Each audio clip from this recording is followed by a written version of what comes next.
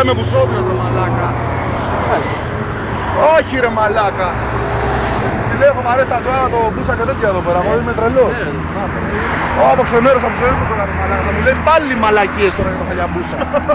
Το δικό μου το έχω φτάσει 2.24 με κυβικά και ανοίξαμε και τον τρύπησα εγώ τον μπάτσο. Με αυτό. Τι είχατε,